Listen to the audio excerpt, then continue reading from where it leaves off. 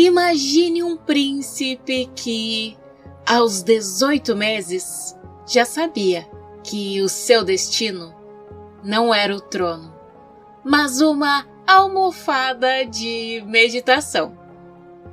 Um mestre que, para aprender a compaixão, embarcou em uma odisseia marítima de 13 meses, enfrentando baleias gigantes e tormentas impiedosas, para passar 2 semanas investigando o seu futuro guru como se fosse um detetive espiritual. E que, para praticar a paciência, manteve ao seu lado um assistente tão irritante que faria qualquer um de nós questionar a nossa capacidade de iluminação. Se você pensa que a vida de um sábio budista é só paz e serenidade, prepare-se para conhecer a história de Atisha Dipankara, o homem que provou que o caminho para o despertar pode ser tão dramático, épico e, por vezes, hilário quanto a própria vida. Fique comigo, porque o Mentes Despertas de hoje vai acender uma lâmpada na sua mente. Olá, monges de sofá!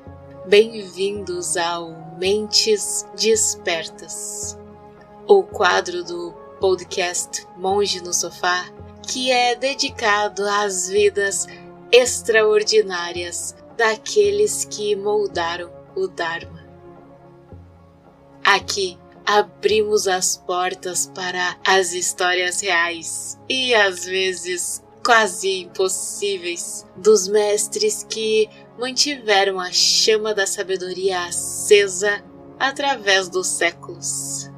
São vidas que atravessam continentes, filosofias, provações e renascimentos. São vozes que ainda ecoam porque tocaram aquilo que não envelhece. Sente-se, respire comigo e permita que cada episódio seja como acompanhar o caminhar de uma mente que se tornou livre.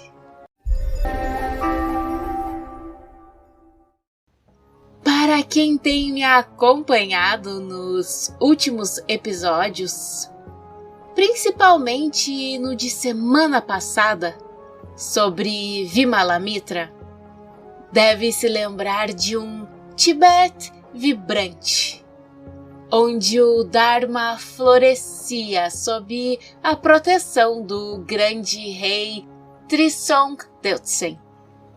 Era uma era de ouro, com mestres indianos e tibetanos trabalhando lado a lado para traduzir os ensinamentos e estabelecer o budismo firmemente na Terra das Neves.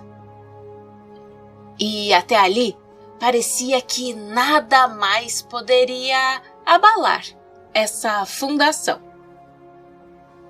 No entanto, como em toda boa história, o destino tinha outros planos. Após a morte de Trisong Detsen e algumas gerações depois, surgiu um personagem que viraria essa página dourada de cabeça para baixo. O rei Lankdharma. E este monarca que reinou no século IX, ele tinha uma aversão particular ao budismo. E por isso, ele iniciou uma perseguição brutal, fechando mosteiros, forçando monges a se secularizarem ou então a fugirem e destruindo impiedosamente textos sagrados. Foi um período tão sombrio que o budismo tibetano quase foi erradicado. E esse fato mergulhou o país em uma idade das trevas espiritual. A chama do Dharma, que antes queimava tão intensamente, agora tremeluzia, quase se apagando. É como se, de repente, o Wi-Fi espiritual do Tibete tivesse sido desligado e ninguém mais sabia a senha para reconectá-lo. E foi nesse cenário de desolação que a luz de Atisha se tornaria não apenas bem-vinda, mas absolutamente essencial.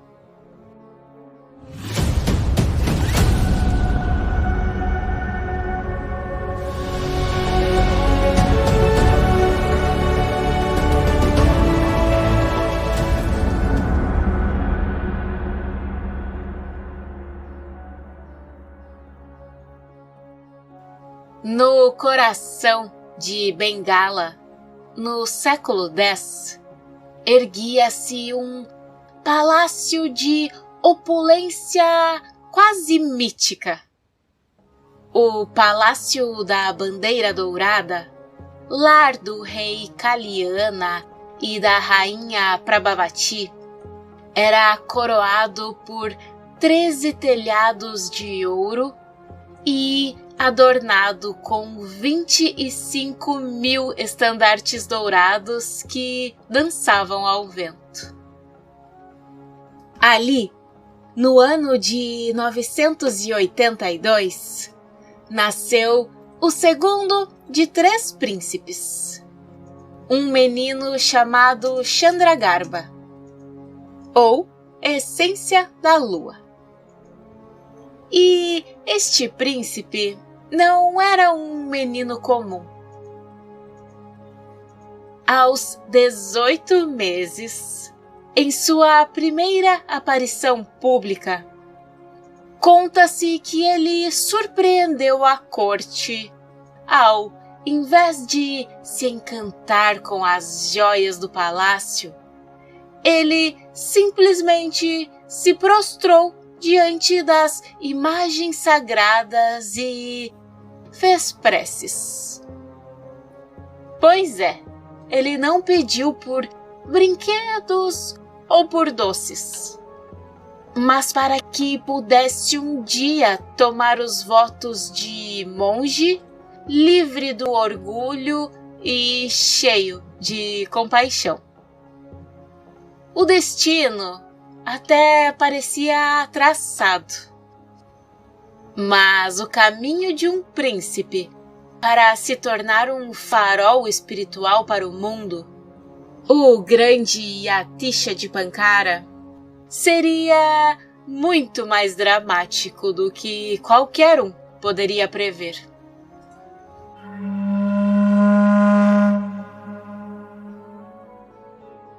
Aos 11 anos, a idade tradicional para o casamento na nobreza à época, os seus pais prepararam uma festa colossal para uni-lo a uma noiva de linhagem impecável. Mas na véspera, o jovem príncipe teria tido um sonho vívido que mudaria tudo. A figura de Tara, a personificação da compaixão, apareceu para ele e revelou um segredo de eras. Ele já havia sido um monge por 500 vidas consecutivas. E ela o teria alertado com uma metáfora que ecoaria por toda a sua vida. Resgatar uma pessoa comum das armadilhas do mundo é como tirar uma cabra da areia movediça. Mas resgatar um príncipe com todo o seu poder e luxo é como tentar arrancar um elefante atolado. E a Tisha entendeu o recado. Ele engenhosamente se esquivou do casamento e, dizendo a seus pais que ia caçar, partiu com 130 cavaleiros em busca de um mestre espiritual. E ele encontrou vários. Mas um deles, o mestre Avadutipa, deu-lhe uma tarefa inusitada: voltar para casa e tentar enxergar as falhas daquela vida luxuosa com olhos despertos. Quando a Tisha chegou de volta ao castelo, os seus pais, aliviados, pensaram que ele finalmente tinha passado da fase difícil e sossegaria. Mas a Tisha, com uma clareza chocante para um jovem, teria declarado que para ele aquele palácio dourado não era diferente de uma prisão, que aquela princesa que lhe ofereciam não era diferente de uma filha de demônios, e que a comida farta não era diferente da carne podre de um cachorro, e que as roupas de cetim e joias não eram diferentes de trapos do lixo. Ouvindo aquilo e constatando que não conseguiriam convencer do contrário, os seus pais até que cederam e deixaram que ele voltasse ao mestre que o estava ensinando. Mas a renúncia final ainda exigiria uma última e teatral cartada.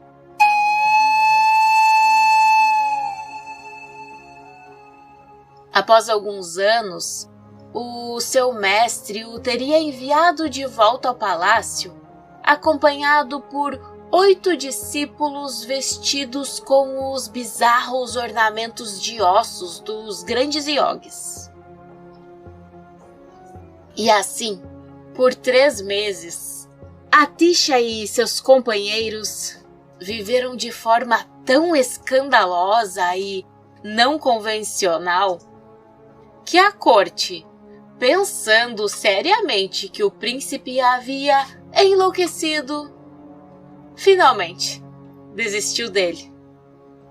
E então, o Essência da Lua estava, enfim, livre. E não é todo dia que um príncipe abre mão de um reino com uma performance tão performática. E foi nesse período, após a sua renúncia final à vida mundana e ao abraçar a vida monástica, que o príncipe Chandragarba recebeu o seu nome de ordenação, Dipankara Shirigyana. E Dipankara significa aquele que acende a luz, ou então o portador da lâmpada.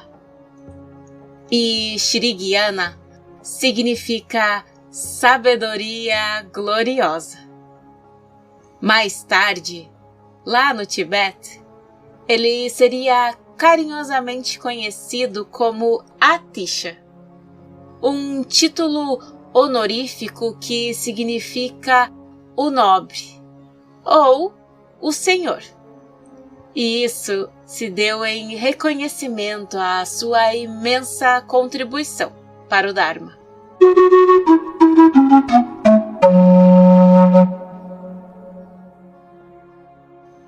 Finalmente livre da corte, Dipankara Shirigiyana mergulhou nos estudos. Ele não teve apenas alguns mestres. Ele estudou com 157 grandes sábios. E assim, ele se tornou um erudito renomado na Universidade de Nalanda e de Vikramashila. Mas mesmo assim, com todo esse reconhecimento, ele sentia que havia algo que ainda faltava. A compaixão genuína, a bodhicitta. Foi quando ele ouviu falar de um mestre incomparável, Dharmakirti, conhecido como Serlingpa, o mestre da Ilha Dourada. Hoje é a atual ilha de Sumatra, lá na Indonésia. E Dipankara Shirigiyana sabia que precisava encontrá-lo. Então, ele reuniu um grupo de 125 monges eruditos e corajosos, vamos combinar, e embarcou em um navio mercante.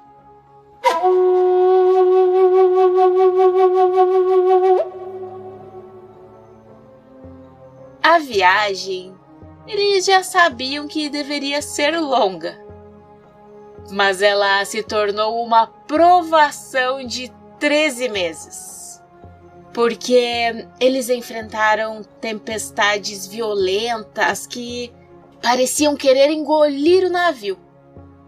Não bastasse isso, ainda tiveram que lidar com o terror de baleias gigantes que surgiam das profundezas e com a desorientação de se perderem em mar aberto.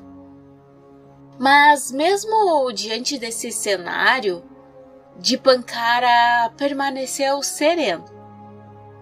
Afinal, quem é que precisa de um cruzeiro de luxo quando se tem uma jornada épica de autodescoberta? E aí, ao finalmente chegar à Ilha Dourada, a atitude dele foi surpreendente. Mesmo com todos os títulos e reconhecimento que tinha, ao invés de correr para o mestre, ele passou 2 semanas inteiras com os discípulos de Serlingpa, investigando cada detalhe sobre a vida e os ensinamentos de seu futuro guru. E assim, ele demonstrava a importância de se examinar um professor antes de se entregar aos seus ensinamentos. Uma espécie de due diligence espiritual antes de assinar o contrato de discipulado. Quando finalmente Dipankara se encontrou com Serlingpa, ele não pediu poderes especiais ou visões magnânimas.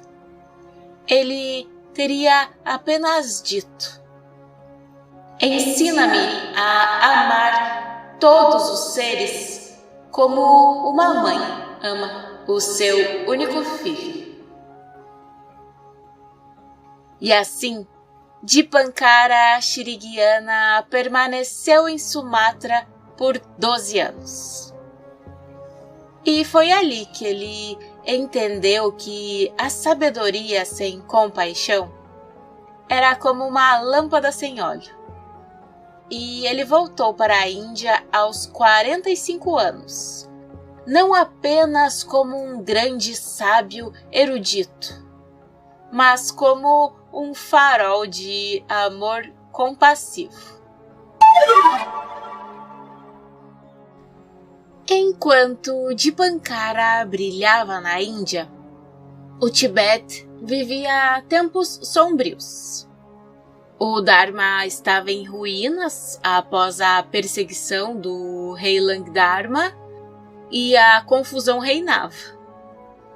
Muitos acreditavam que práticas tântricas e disciplina ética eram incompatíveis. E tinha outros ainda que pensavam que era possível atingir a iluminação através da embriaguez. Pode isso, gente? Basicamente, o Tibete estava precisando de um bom reboot espiritual. O rei do Tibete Ocidental, Yeshao, estava desesperado. E por isso ele teria enviado missões à Índia para encontrar um mestre que pudesse restaurar a pureza dos ensinamentos. A primeira missão, com 21 jovens, viu 19 deles morrerem de calor e de doenças. A segunda missão também falhou. Determinado, o próprio rei partiu para coletar mais ouro para uma terceira tentativa de missão. Mas ele acabou que foi capturado por um rei rival. O resgate exigido era absurdo, o seu peso em ouro. E então, o sobrinho do rei Yeshao, o Jangchub-o, conseguiu juntar ouro equivalente ao corpo do tio, mas faltava o valor da cabeça. E na prisão, em uma cena de partir o coração, o velho rei teria dito ao sobrinho: "Esqueça-me. Use todo o ouro que você juntou para convidar Atisha. Eu morri inúmeras vezes em vidas passadas e nunca me sacrifiquei pelo Dharma. Agora estou feliz em fazê-lo. Diga a Atisha que dei minha vida para que ele pudesse vir ao Tibete." E a mensagem chegou, sim, a Atisha, junto com o ouro. E ela dizia: "Este é o último ouro do Tibete. E o meu tio foi o último dos grandes homens. Se você tem compaixão, então você deve vir." Atisha, já idoso e abade de Vikramashila, ficou profundamente comovido com a história, mas ele hesitou por um momento. E foi então que Tara teria aparecido a ele uma vez mais, confirmando que a viagem seria um sucesso, mas que sim, teria o seu preço. Se ficasse na Índia, Atisha viveria até os 92 anos. Mas, se fosse ao Tibete, a sua vida terminaria aos 72. Ao ouvir isso, a Atisha não hesitou. O que eram 20 anos de vida comparados à chance de iluminar uma nação inteira? Uma barganha e tanto. se você pensar bem na escala cósmica. Então foi toda a delegação tibetana para buscar o glorioso mestre lá na Índia. Mas quando eles chegaram, após uma longa jornada, depois de finalmente encontrar o renomado mestre, a expectativa de encontrar um sábio glorioso logo se chocou com a realidade de um homem de aparência simples, vestes gastas e que carregava as chaves do mosteiro penduradas na cintura. E se conta que eles assim foram tomados pela decepção e se questionavam se era realmente certo levar aquele homem para o Tibete. Mas, como nós bem sabemos, a sabedoria nem sempre reside na pompa. E eles foram aconselhados a olhar além das aparências e a seguir com o plano.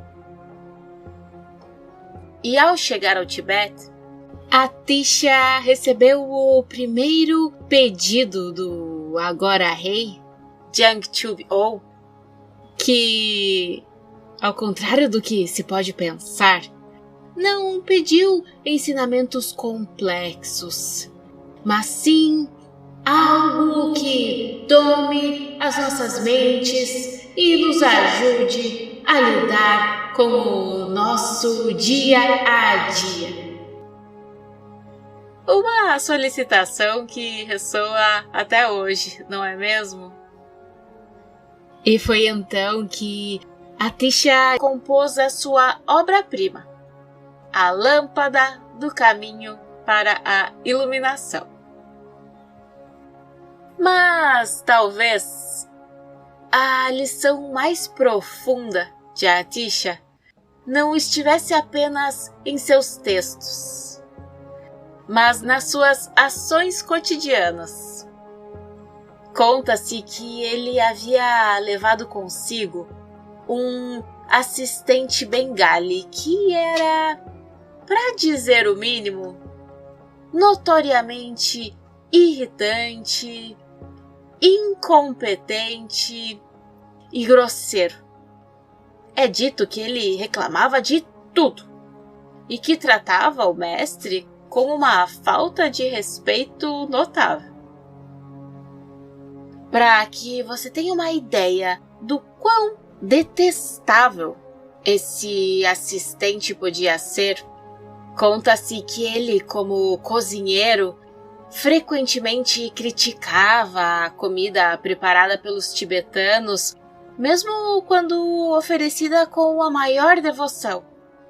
Ele ficava resmungando e não fazia nenhuma questão de que ninguém escutasse, sabe? Sobre a ausência de temperos indianos, sobre a estranha consistência do tsampa. O tsampa é a farinha de cevada torrada, que é um alimento básico dos tibetanos. E nem mesmo a qualidade da água escapava da falta de noção do embuste, do assistente de Atisha. Se diz que em uma ocasião memorável, diante de outros monges, ele teria se queixado alto a Atisha, falando que a comida era intragável e que não se podia esperar que o Dharma florescesse com uma dieta tão insossa. E Atisha, com a sua inabalável serenidade, ouvia as reclamações do assistente e apenas sorria e o convidava a comer o que havia, transformando assim cada queixa em uma oportunidade silenciosa de prática. Um verdadeiro teste de Bodhisattva. Os discípulos tibetanos, eles ficavam indignados com a situação. E eles questionavam, sim, Atisha. Eles perguntavam por que é que ele havia levado um homem tão desagradável. Porque eles mesmos poderiam cuidar de tudo para Atisha com muita devoção. Mas o mestre, com o mesmo sorriso sereno, ele ofereceu uma resposta que revelou a profundidade de sua prática. Ele disse: vocês não entendem.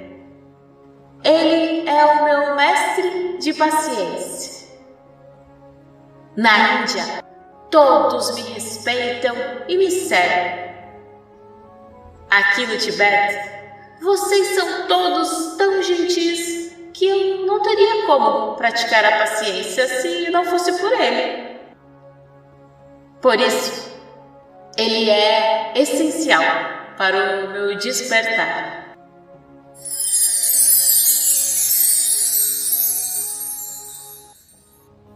Por falar em hábitos culinários, aqui vai uma curiosidade.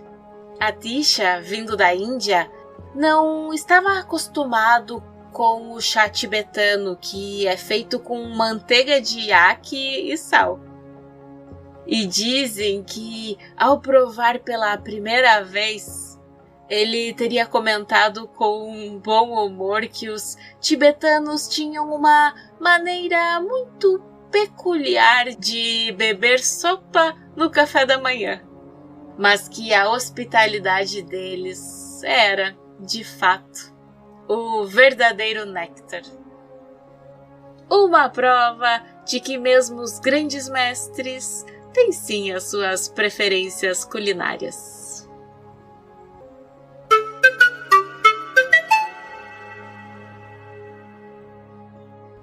Atisha viveu no Tibete por 17 anos, até a sua morte aos 72, exatamente como Tara havia previsto. Ele nunca mais voltou à Índia. E o seu principal discípulo, o leigo Dromtonpa, fundou a escola Kadam, que mais tarde evoluiria para a tradição Gelug, de onde surgiriam os Dalai Lamas.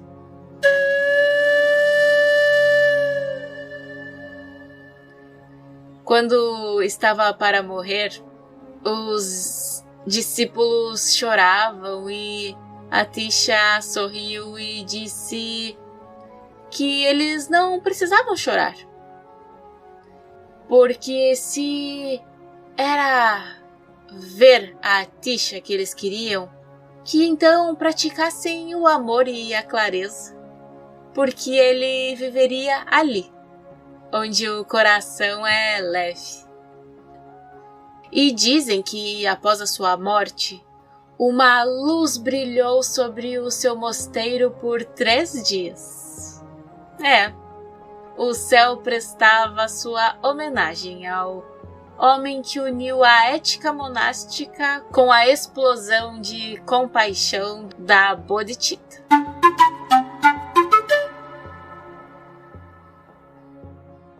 A vida de Atisha Dipankara, o Essência da Lua, que se tornou um farol de sabedoria, nos lembra que o Dharma não precisa ser esotérico para ser profundo. A sua história, desde a recusa de um trono até o sacrifício de 20 anos de sua vida, é o lembrete de que a sabedoria só ilumina quando o coração é compassivo. E ele nos deixou uma frase que ecoa até hoje. A mente indomada é o verdadeiro inimigo. A mente domada, o verdadeiro refúgio. Pois é, às vezes o maior poder espiritual é a lucidez de quem não precisa brilhar, mas apenas e pacientemente iluminar o caminho dos outros. Mesmo que para isso precise da ajuda de um assistente muito irritante e de uma xícara de chá salgado. Uma lição de humildade, persistência e compaixão. Por hoje é só, queridos ouvintes. Este episódio faz parte da série Mentes Despertas. Uma jornada pelas vidas, visões e paradoxos dos grandes mestres que moldaram o caminho budista.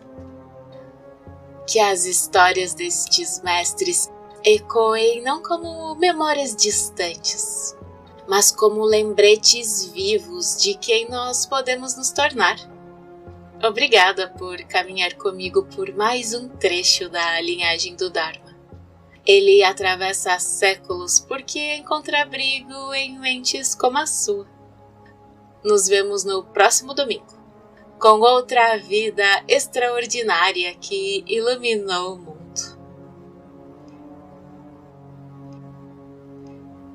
Que esse episódio possa trazer benefícios a todos os seres.